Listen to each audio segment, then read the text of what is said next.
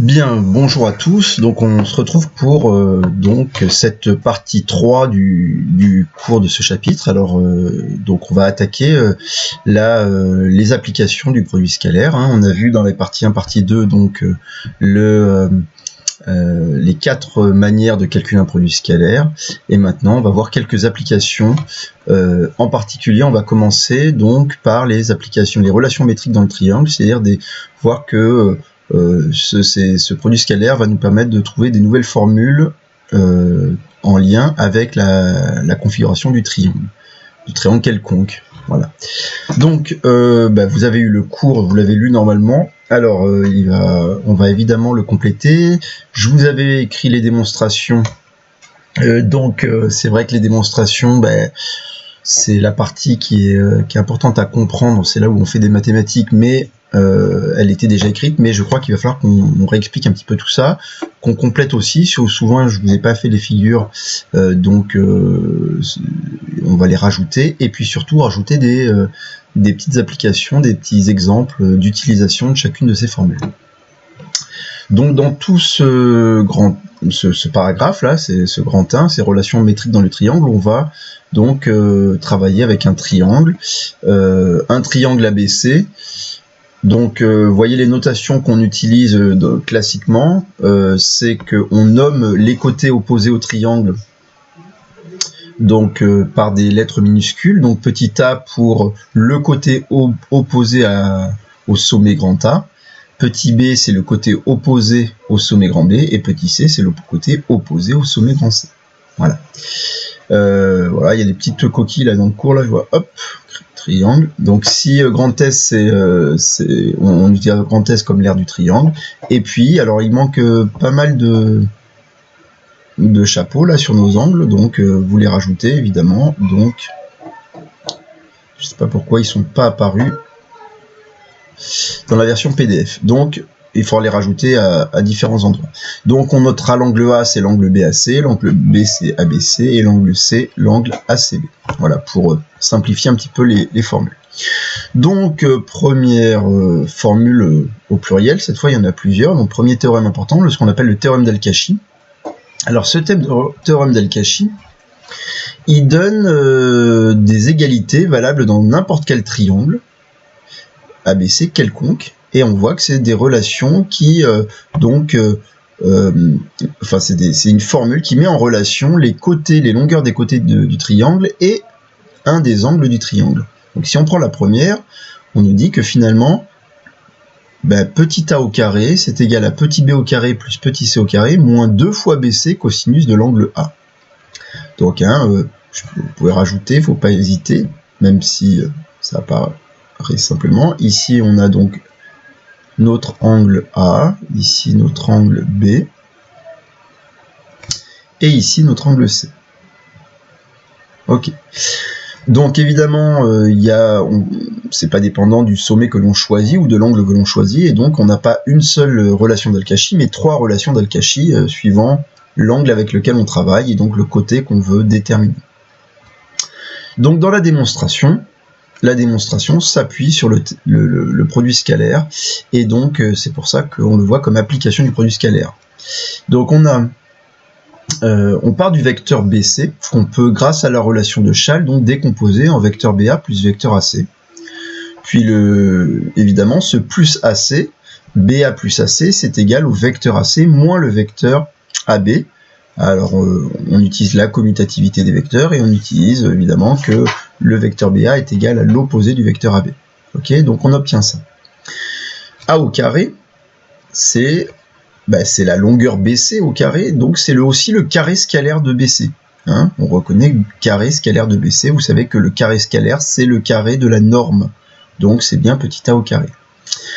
BC, on utilise notre décomposition, donc c'était vecteur AC moins vecteur AB. Et donc on obtient vecteur AC moins vecteur AB au carré.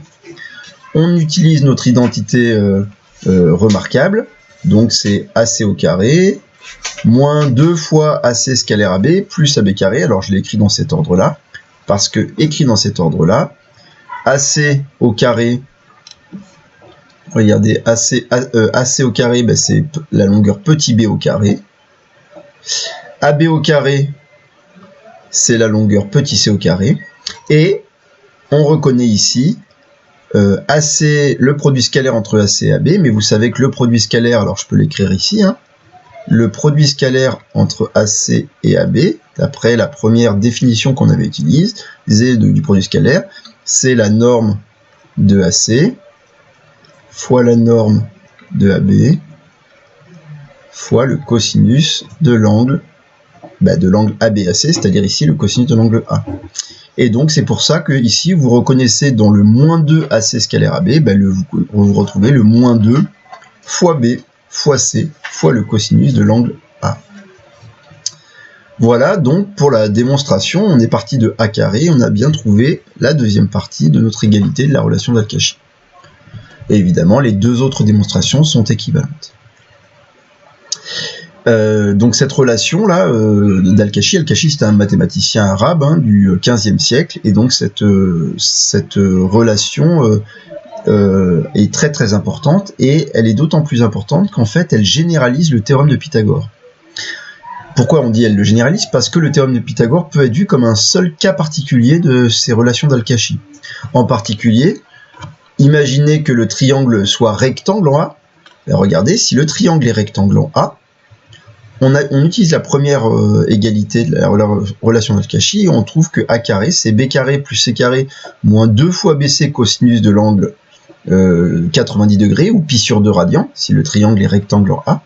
Or, le cosinus de pi sur 2, vous savez que c'est égal à 0. Et donc, cette deuxième partie du membre de droite, en fait, s'annule, disparaît. Et il nous reste que A carré, c'est B carré plus C carré, c'est exactement donc le théorème de Pythagore, la relation de Pythagore.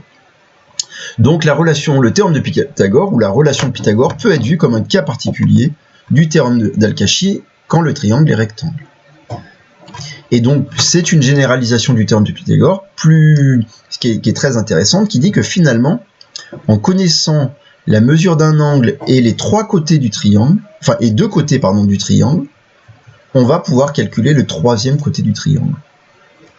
Ok, donc évidemment il y a plus d'hypothèses que le théorème de Pythagore qui ne nécessitait que de connaître deux longueurs. Oui, mais deux longueurs dans un triangle rectangle. Là on est dans un triangle quelconque, et dans ce triangle quelconque on peut donc calculer des longueurs à condition qu'on connaisse deux autres longueurs et un angle. Alors on va faire tout de suite une petite application, un petit exemple d'application que vous allez rajouter. Donc premier exemple d'application de cette relation d'Al-Kachi, c'est le plus classique, c'est l'idée qu'on est dans un triangle et que dans ce triangle, donc que je vais noter RSK, on imagine qu'on connaisse la longueur SR qui est égale à 5, la longueur SK qui est égale à, on va faire le contraire, pardon, puisque je vais prendre 5 pour SK et je vais prendre 3 pour SR, ce sera plus juste par rapport à la figure que j'ai tracée. Voilà. Et on imagine qu'on connaît l'angle S, l'angle RSK, et qu'il a pour mesure, par exemple, on va prendre, prenons 50 degrés. Voilà. Et donc, la question qu'on se pose, c'est de calculer la longueur RK. Donc, le troisième côté de ce triangle. Donc, pour ça, il suffit d'utiliser la relation d'Al-Kachi qui dit que RK au carré, c'est égal à RS au carré plus SK au carré moins 2 fois RS fois SK fois le cosinus de l'angle, donc de l'angle RSK, c'est-à-dire de l'angle S. Et voyez bien que dans ce membre de droite de cette égalité, on n'a aucune inconnue. Donc on peut évidemment tout remplacer. Donc ça nous fait du RS au carré, c'est égal à 3 au carré, plus SK au carré, 5 au carré, moins 2 fois 3 fois 5, fois le cosinus de 50 degrés. Alors, il faut Évidemment, il faut penser à avoir sa calculatrice en mode degré quand on va calculer le cosinus de 50 degrés. Donc, hop, rapidement, le cosinus de 50 degrés, bah, je vais prendre ma calculatrice.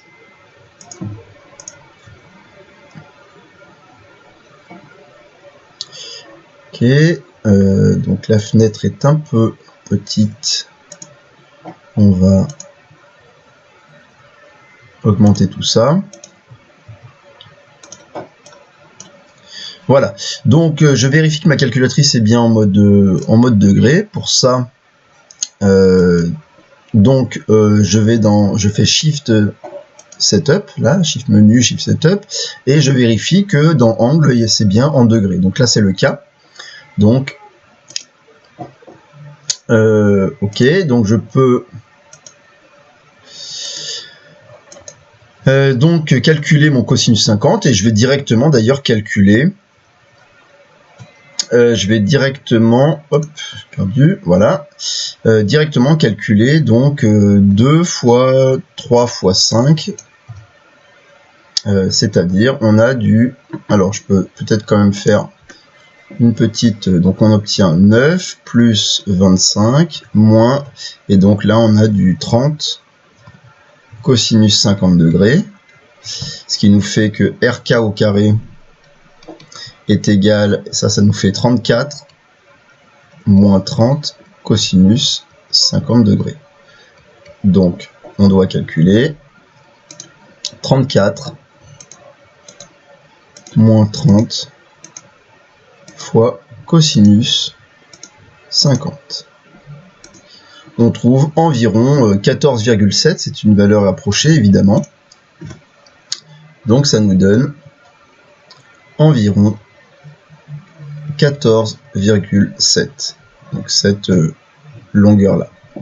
Voilà. Mais ça c'est évidemment RK au carré. Donc on aurait pu tout de suite, d'ailleurs là, au lieu de prendre une valeur approchée de RK au carré, c'est toujours intéressant de plutôt ne calculer la valeur approchée qu'à la toute fin. Donc on pourrait dire que RK c'est la racine carrée de 34 moins 30 fois cosinus de 50 degrés. Et donc de prendre cette valeur approchée à ce moment-là, ça nous évitera de cumuler les valeurs approchées. Donc je vais plutôt calculer la racine carrée de 34 moins 30 fois cosinus 50.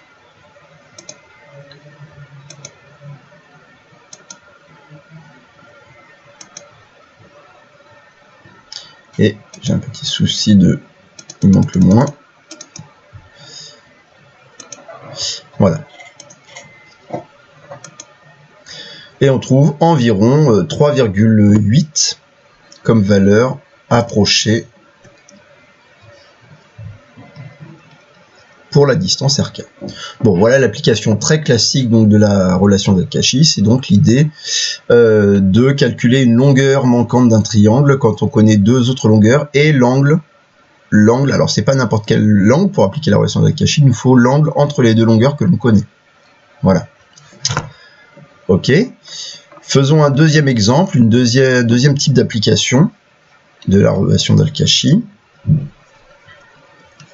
Donc on va se placer dans un triangle, encore une fois. Mais cette fois, dans ce triangle, on va connaître trois mesures. Voilà, donc par exemple, donc JND. Et puis on choisit comme longueur JN égale à 3, longueur ND est égale à 7 et longueur JD est égale à 6. Bon, voilà dans ce triangle-là. Quelle est la question que l'on se pose? Ben, on aimerait bien, par exemple, déterminer, calculer une mesure approchée de l'angle N. Donc la relation d'Al-Kashi nous dit que, ben, par exemple, JD au carré, on va prendre le côté opposé, on sait que c'est égal à NJ au carré plus ND au carré, moins 2 fois NJ fois ND fois le cosinus de l'angle n. Et vous voyez que dans cette égalité, on connaît tout sauf la mesure de l'angle n, donc on va pouvoir l'isoler assez simplement hein, grâce aux propriétés de l'égalité. Donc ça nous fait, alors le mieux c'est, vous voyez comme on a un moins 2 nj fois nd fois cosinus de n, ben c'est de rajouter ce 2 fois nj fois nd cosinus n à chacun des membres. Donc ça va nous faire 2 fois nj fois nd fois le cosinus de l'angle n. Et on va soustraire jd carré de chaque côté pour obtenir nj au carré plus nd au carré moins jd au carré. Ok, donc on n'a plus, pour isoler, on va isoler notre cosinus, hein, pour isoler n, on isole cosinus de n, c'est donc nj au carré plus nd au carré moins jd au carré, et on divise le tout par 2 fois nj fois nd.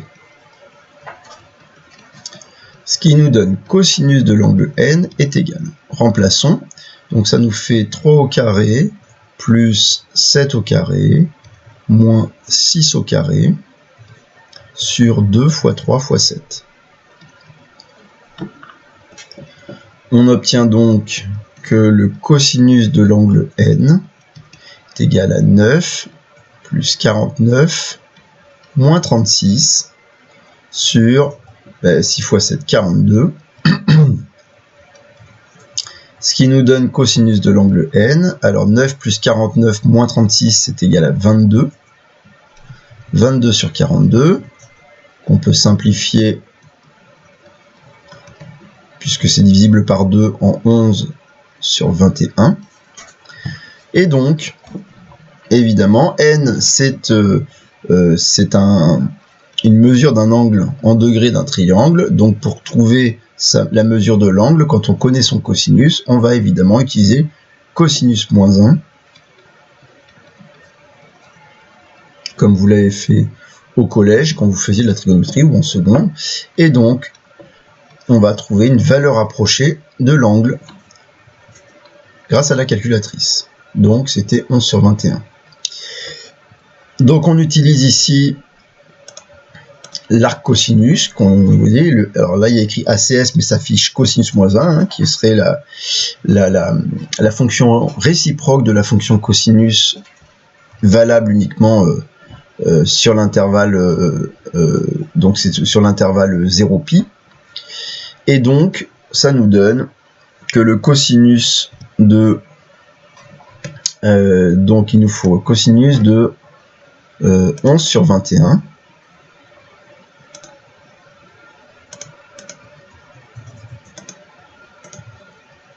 Donc cos moins 1 de 11 sur 21, on va retrouver l'angle dont le cosinus vaut 11/21e. Et on trouve que ça fait, si la calculatrice est bien en degrés, si vous trouvez du 1, quelque chose, c'est que votre calculatrice est en radian. Pensez à la mettre en degrés dans le menu setup là. Et on trouve à peu près 58,4 degrés. Donc l'angle n est environ égal à 58,4 degrés.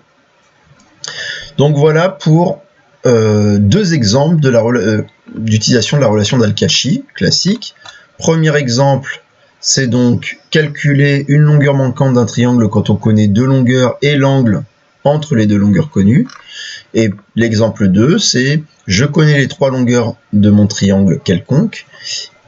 Ok, vous voyez bien qu'on n'est pas dans des triangles rectangles, etc. Ce qui fait qu'on ne peut pas utiliser ni la trigonométrie classique de collège, ni le théorème de Pythagore. Donc c'est évidemment, il faut passer par la relation d'Al-Kashi. La relation d'Al-Kashi nous permet de calculer un angle.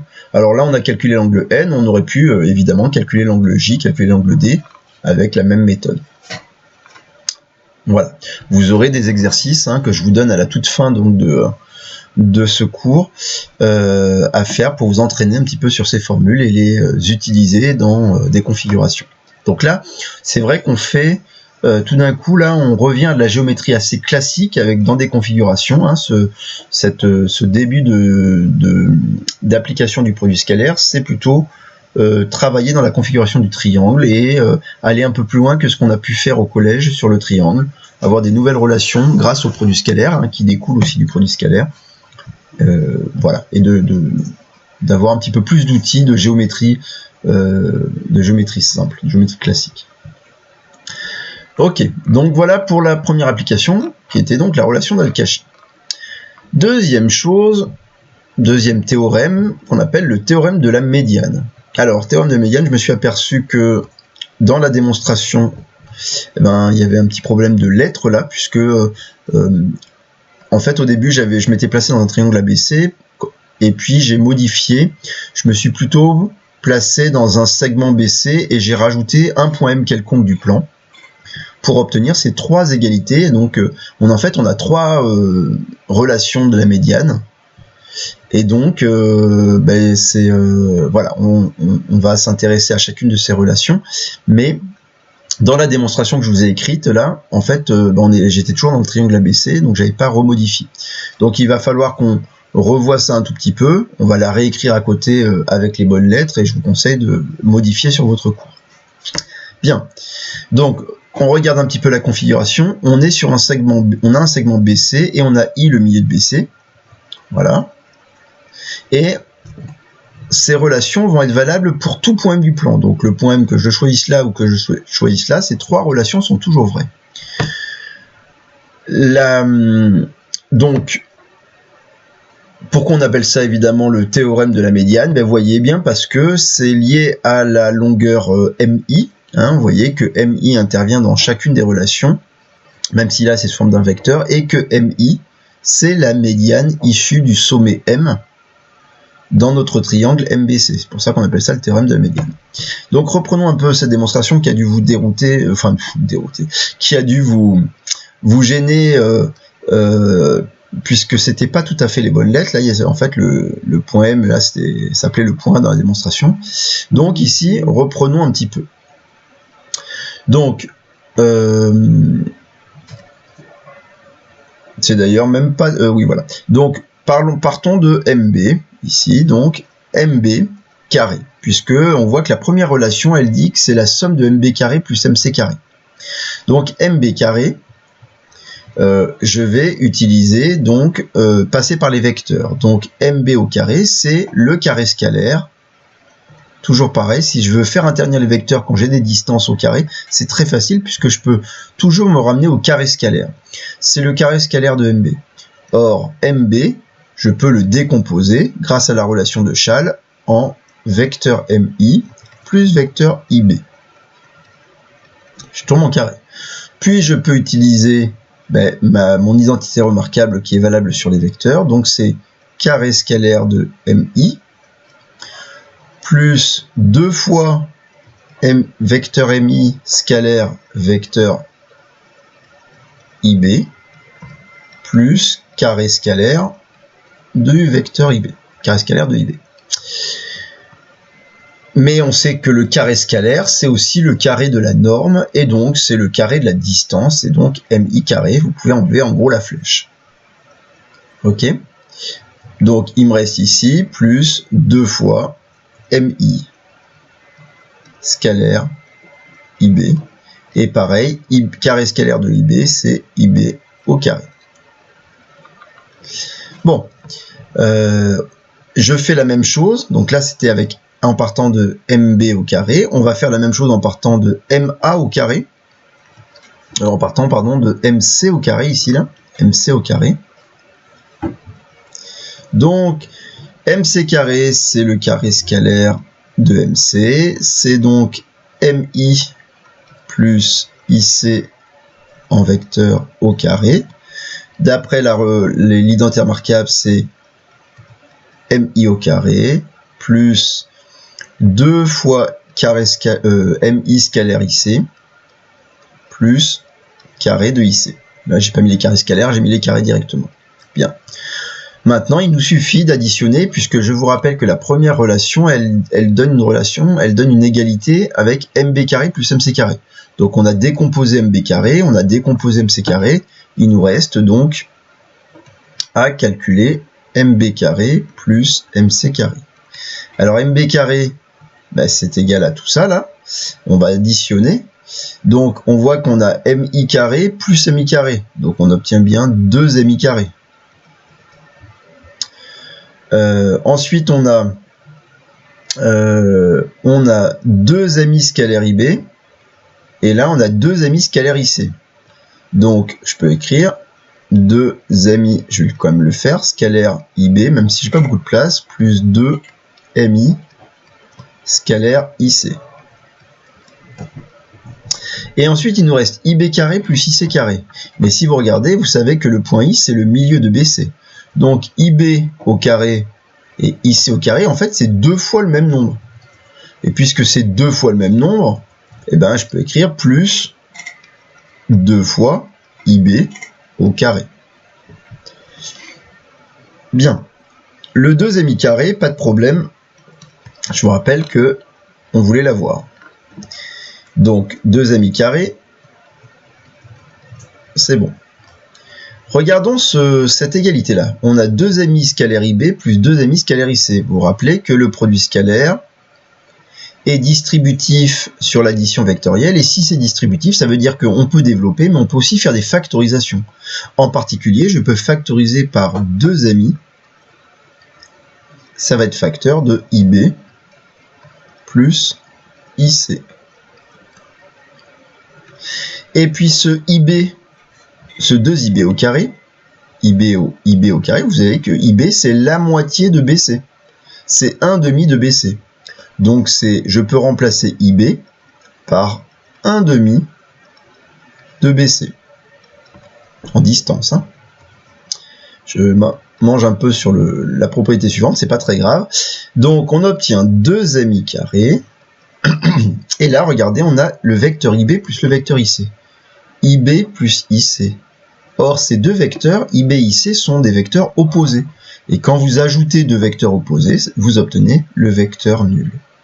Donc, ce vecteur-là, IB plus IC, c'est le vecteur nul. Et vous savez que le produit scalaire de n'importe quel vecteur avec le vecteur nul, ça fait toujours 0. Donc, évidemment, cette expression-là, ce nombre-là, il est nul. Ok. Et là, regardez, vous avez du 2 fois 1/2 de BC au carré. Sauf que ça fait 1/2 au carré, ça fait 1/4. Et 1/4 fois 2, ça fera 1/2. Et il reste BC au carré. Et vous retrouvez 2 amis carrés plus 1/2 de BC au carré, qui est donc la première des 3 formules, des 3 relations de la médiane. Ok. Bon, donc là, on a fait que la démonstration de la première formule.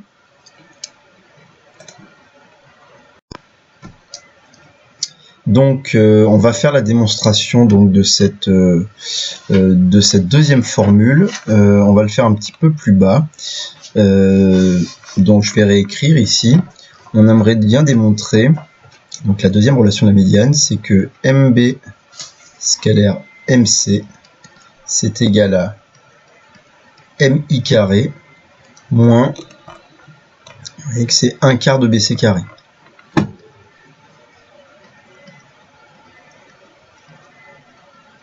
Voilà, qui est donc la deuxième relation de la médiane. Donc, partons de la partie gauche, MB scalaire MC, on va utiliser une autre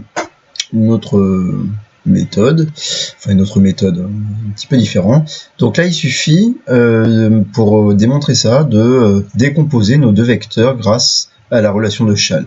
On voit qu'on n'a pas le point I là, dans vecteur MB, vecteur MC, or on a besoin de faire intervenir le point I, donc c'est tout naturel de penser qu'on va décomposer le vecteur MB en MI plus IB.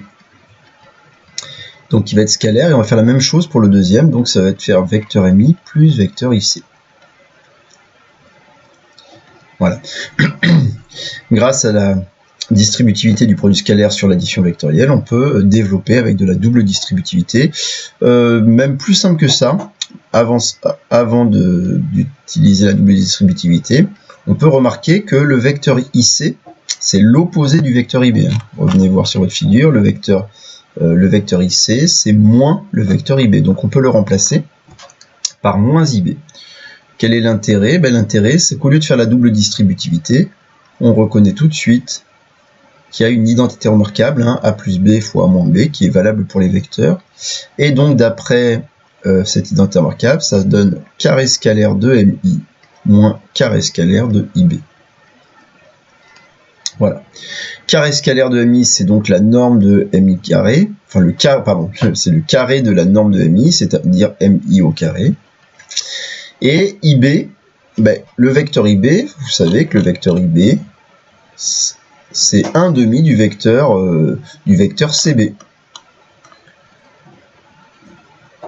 Ouais, d'ailleurs ici, là, on l'a fait en distance, donc j'ai dit BC, mais si je parle de vecteur, alors en fait ici on s'en fiche, hein, vecteur BC, vecteur CB, peu importe, puisque c'est le carré d'une norme, donc on peut remplacer par 1/2 de BC au carré. Ce qui nous donne MI au carré moins 1/4 de BC carré. Voilà donc la deuxième relation de la médiane, valable dans n'importe quel triangle, puisqu'il nous suffit d'avoir un segment BC, et ensuite on dit que ces relations sont valables pour tout point M du plan. Même si le triangle est aplati, ça marche tout le temps. D'accord ? Bien. Il nous reste une dernière relation à démontrer. Donc c'est MB carré moins MC carré égale deuxième scalaire BC. Donc MB carré moins MC carré est égal à 2e scalaire BC. Donc voilà notre dernière relation à démontrer, même si on va pas faire 10 000 exercices sur ces applications. Il y a des applications, vous en verrez quelques-unes, mais c'est pas... enfin, elles sont importantes, hein, ces applications, mais les démonstrations le sont tout autant, puisque ça oblige à manipuler les propriétés du produit scalaire, la relation de Schall, les vecteurs, etc. Donc, dites-vous que c'est déjà un bon exercice de comprendre les démonstrations, quitte à savoir les refaire ou s'entraîner à les refaire, c'est un bon exercice de mathématiques. Bien, donc on a à démontrer cette relation-là.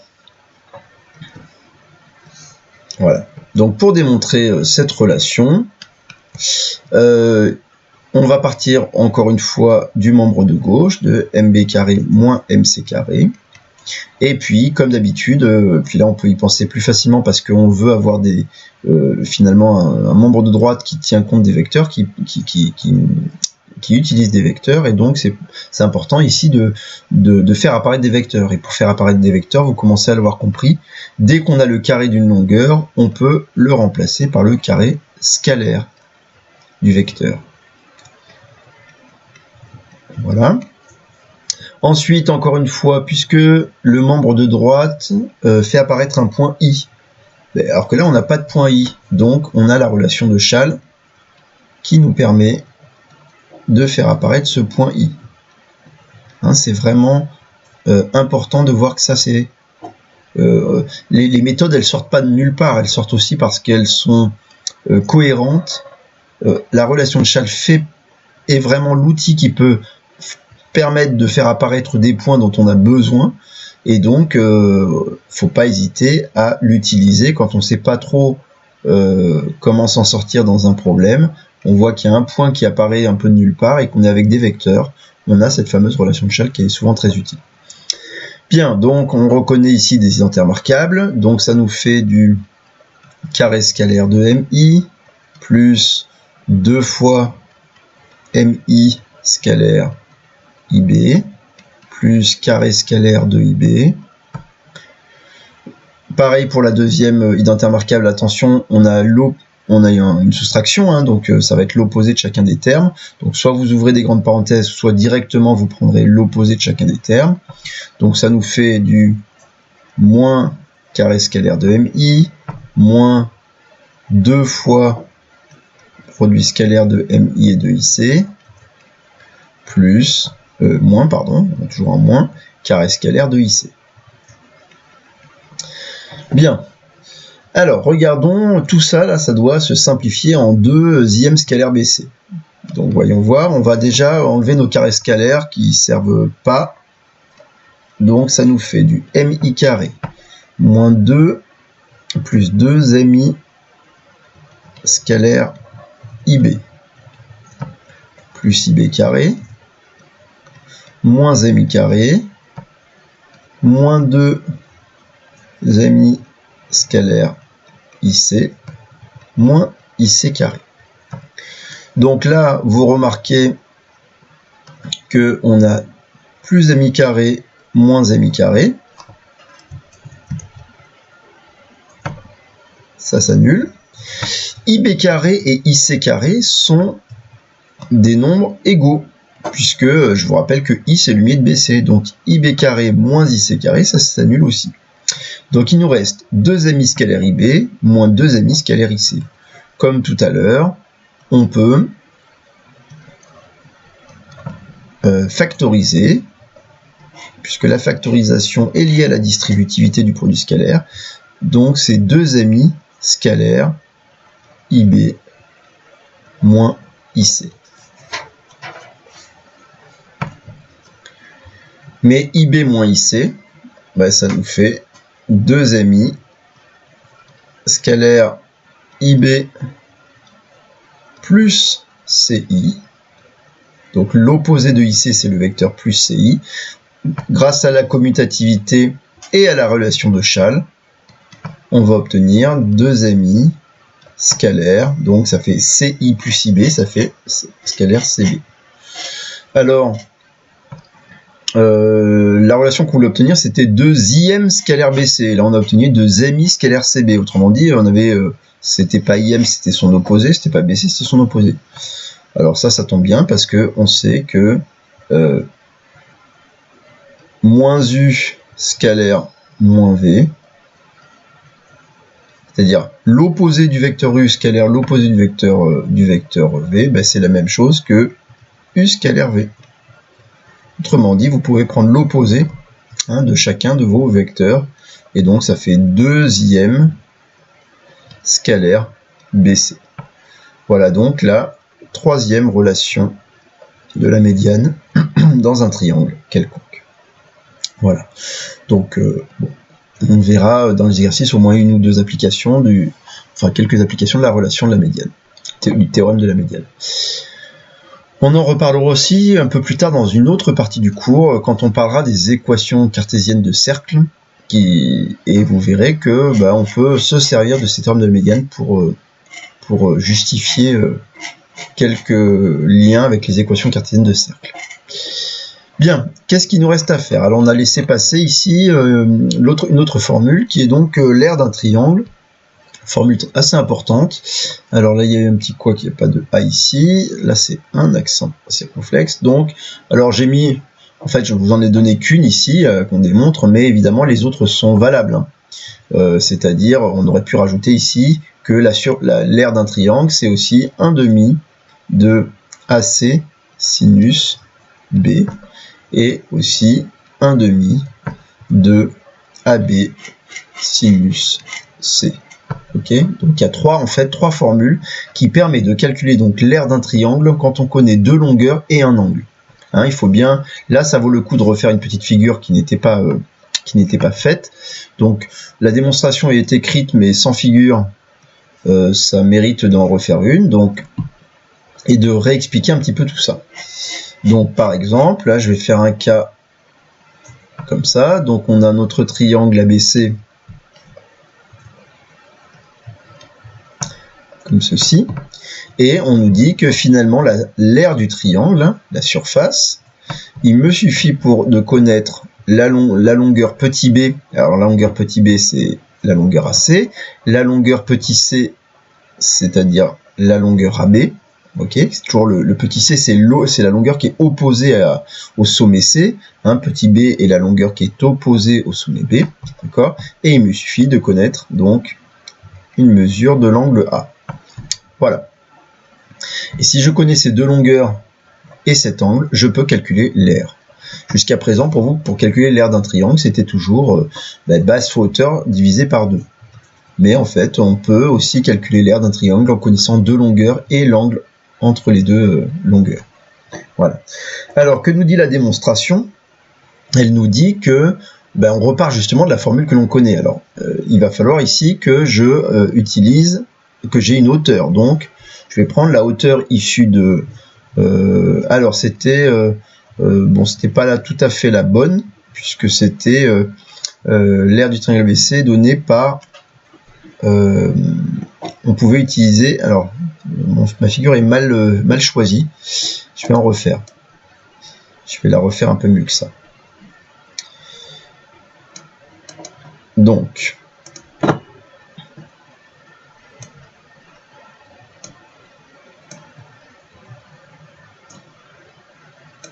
je vais placer donc A ici.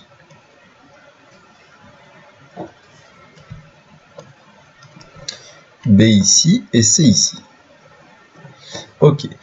Là, sur l'aire d'un triangle, on sait que c'est base fois hauteur divisé par 2. Si on choisit comme base le côté AB, on est d'accord qu'on a besoin d'avoir la hauteur issue de C. Donc, par exemple, donc ce petit segment-là, ça. Et donc, ça me donne le projeteur orthogonal. H, c'est le projeteur orthogonal de C sur AB. Et donc, CH va être la hauteur issue de C. Donc, on sait que la surface, c'est donc 1/2, puisqu'on divise par 2, de base fois hauteur, donc de AB fois CH. Base fois hauteur divisé par 2. Mais c'est là où on a besoin de faire deux cas de figure. Il y a deux cas possibles. Ça, tout va dépendre de l'angle A. Est-ce qu'on a un angle obtus ou un angle aigu? Dans la démonstration, il faut qu'on tienne compte de ça. Là, vous avez la figure où l'angle A est aigu. Quand cet angle est aigu, ben le triangle AHC, c'est un triangle qui est rectangle en H. Et donc, on peut utiliser les relations trigonométriques dans un triangle rectangle que l'on connaît. C'est-à-dire, on va pouvoir ici remplacer CH dans notre relation. CH, ben regardez, par rapport à l'angle A, c'est le côté opposé. Et vous savez que le sinus de l'angle A, c'est le côté opposé sur l'hypoténuse, et l'hypoténuse, ce serait AC. Donc, puisque le sinus de A, c'est le côté opposé sur l'hypoténuse, ben, si on a besoin du côté opposé, c'est égal à l'hypoténuse fois le sinus de l'angle A. Donc, autrement dit, c'est égal à AC fois le sinus de l'angle A. Et on retrouve exactement 1/2 de BC sinus A, c'est-à-dire une formule qui permet de calculer l'aire et qui utilise donc les longueurs de deux côtés. Alors on peut regarder qu'est-ce qui se passe si le triangle est obtus. Je vais me placer ici là, et puis je vais faire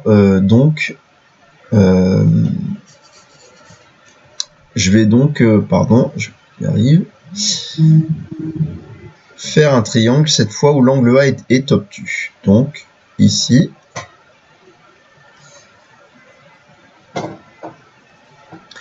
donc cette fois, quand je choisis donc toujours pareil ABC, hein, donc là attention, fin de démonstration. Bon, donc là on a un angle A qui est obtus, hein, dont la mesure en degrés est supérieure à 90 degrés. L'aire du triangle, c'est toujours base fois hauteur divisé par 2. Donc là, j'ai besoin évidemment de toujours pareil ma hauteur, donc le projeteur orthogonal de C sur AB, que vous avez donc ici, votre point H là. Et donc là, l'aire du triangle, l'aire grand S, c'est donc 1/2 de la base AB fois la hauteur CH. Mais cette fois, vous voyez bien que c'est plus le triangle, que le triangle n'est plus, en tout cas que ce n'est plus l'angle A ici qu'on a. Il va falloir préciser un tout petit peu. Donc ici CH, notre triangle ACH est bien rectangle en H, mais ici c'est plus la mesure de l'angle A qui va nous servir.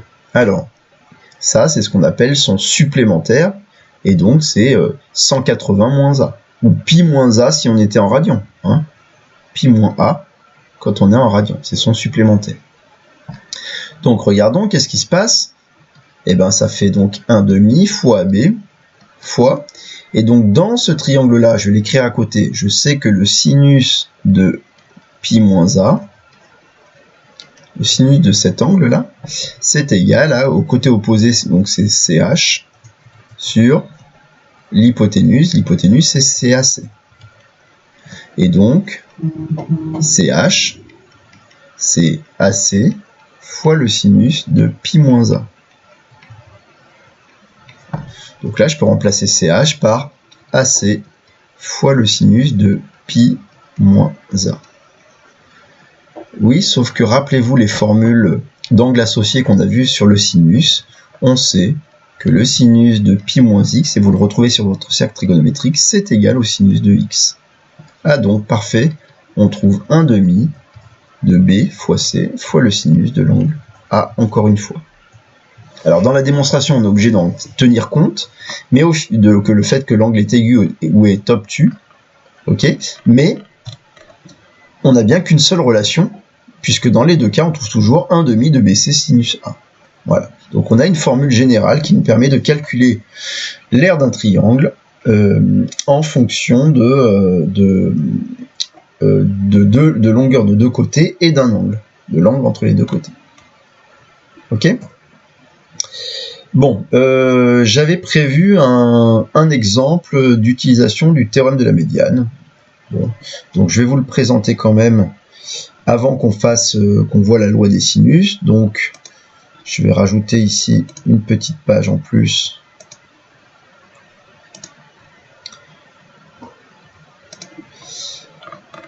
Voilà, donc on va faire un petit exemple d'application, mais du terme de la médiane, pas du calcul d'air. Bon, voilà. Donc exemple. Donc utilisation du terme de la médiane. Alors on choisit un petit triangle.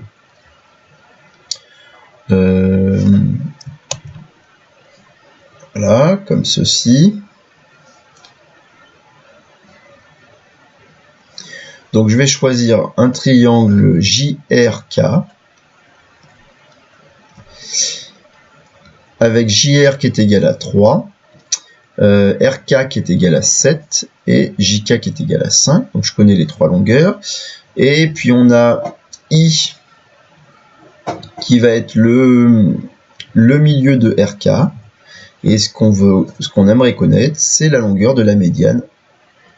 Donc oui, il me faut le point I que je n'ai pas écrit. Donc I, c'est le milieu de RK. Et donc on veut connaître la longueur de JI, la médiane. Donc longueur de la médiane JI.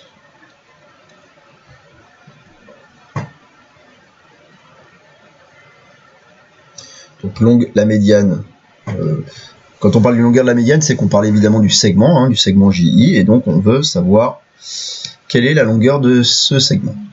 Alors, qu'est-ce qu'on fait? On va utiliser le théorème de la médiane. Alors lequel? On connaît les trois longueurs ici.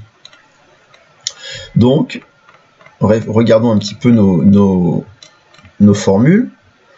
Vous voyez bien que ici, dans ce triangle-là, si je connais MB, MC et BC, il me suffit d'utiliser évidemment cette relation-là. MB, MC et BC, c'est les trois longueurs de mon triangle. Et on voit bien que on aura ici MI qui est la longueur de la médiane. Donc il suffit simplement d'utiliser la première relation de la médiane pour calculer la longueur d'une médiane. Donc allons-y. Donc d'après le théorème de la médiane,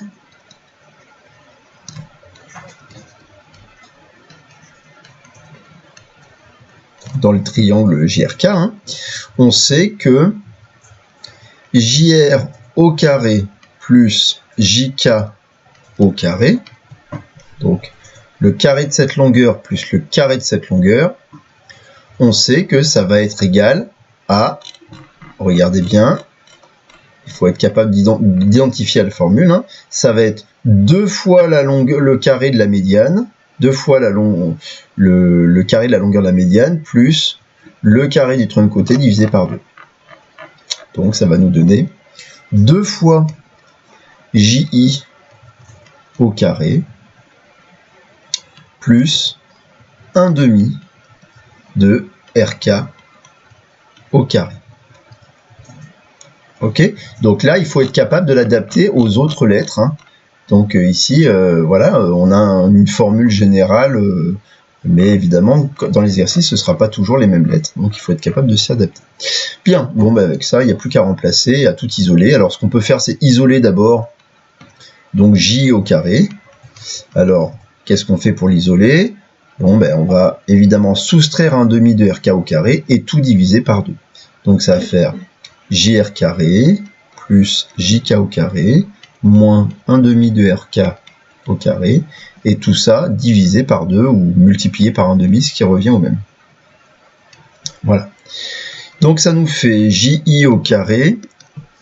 Donc JR au carré, c'est égal, donc J3 au carré, plus 5 au carré, moins 1/2 de 7 au carré, le tout divisé par 2.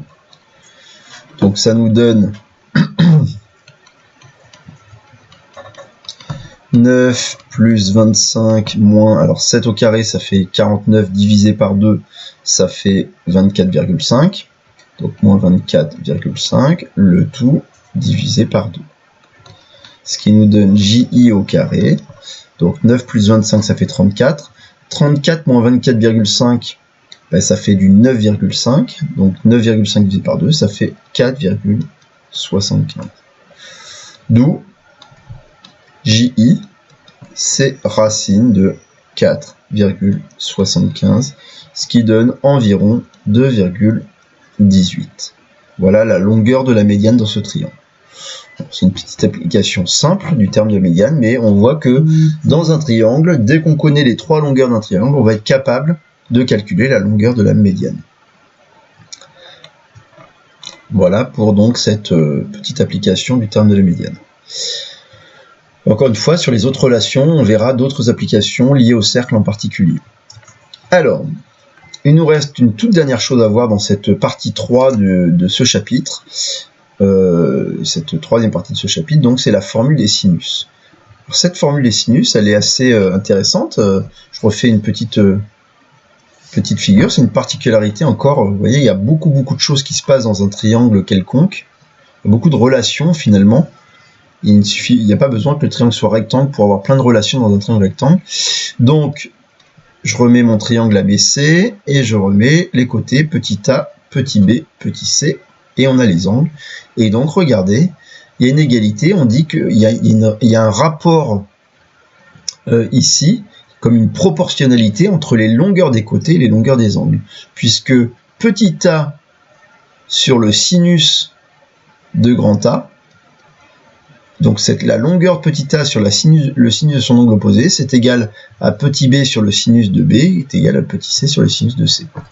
Rajoutez bien les accents circonflexes pour les angles, là, les chapeaux, puisqu'ils ne sont pas apparus dans le PDF. Bon, la démonstration, vous avez vu, elle est relativement courte et relativement simple à comprendre. On la démontre à partir justement des 3 formules de l'aire d'un triangle qu'on vient de démontrer. Donc on sait que l'aire du triangle, c'est 1/2 de BC sinus A, mais c'est aussi 1/2 de AC sinus B ou 1/2 de AB sinus C, ça dépend avec quel angle on travaille.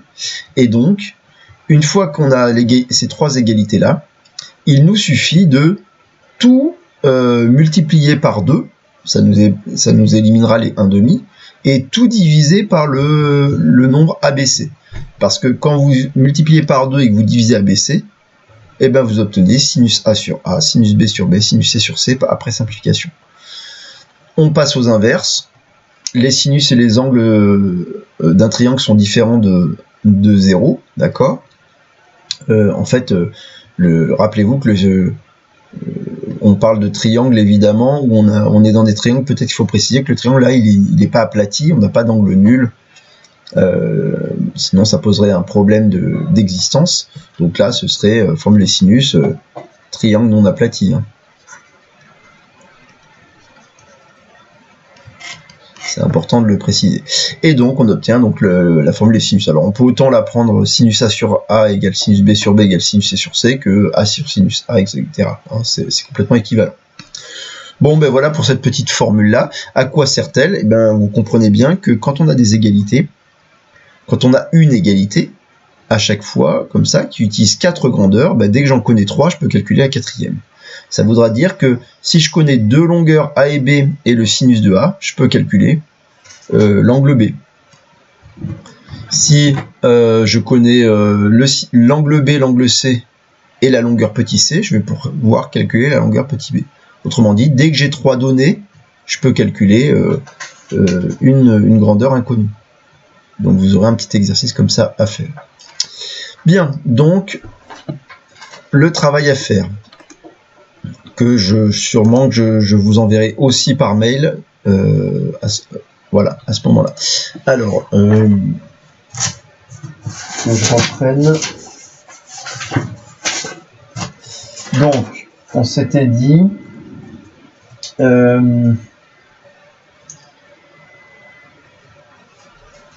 donc ça va être les exercices d'entraînement, là ça va être pour le lundi 13. Donc là, normalement, quand vous voyez cette vidéo, on devrait être le mercredi 8. Voilà, donc moi je la fais un peu en avance, hein, cette vidéo. On devrait être le mercredi 8, et donc le travail que vous avez à faire pour vous entraîner sur cette partie 3, donc ce sera pour lundi 13 avril. Donc le lundi du milieu des vacances. Donc évidemment, il faut avoir vu cette vidéo, fait les petits exemples, essayez de bien comprendre, n'hésitez pas à me poser des questions si vous en avez besoin. Et donc les exercices à faire pour lundi 13. Donc vous allez avoir le 50, page 253, 56, 58, page 254, et 70, page 255. Ça, ce sont des exercices sur la relation d'Al-Kashi. Et je rajoute sur des petits exercices donc sur théorème de la médiane. Donc, on va prendre le 13, page 278, le 39, page 281, et le 45, je pense, page 281 aussi. Voilà, donc cet exercice à faire d'entraînement sur cette partie-là d'application. Donc ce sont des applications de géométrie classique dans le triangle. Voilà. Donc vous me faites tout ça pour le lundi. Normalement, le lundi 13 avril, vous aurez à visualiser les corriger en vidéo de ces exercices-là. Et je vous enverrai à ce moment-là, je pense, la partie 4 de ce cours que vous aurez à donc lire pour je vous l'indiquerai à ce moment-là. Voilà. Bon, bonne suite de vacances, et puis voilà, vous pouvez me contacter par mail si besoin. À bientôt.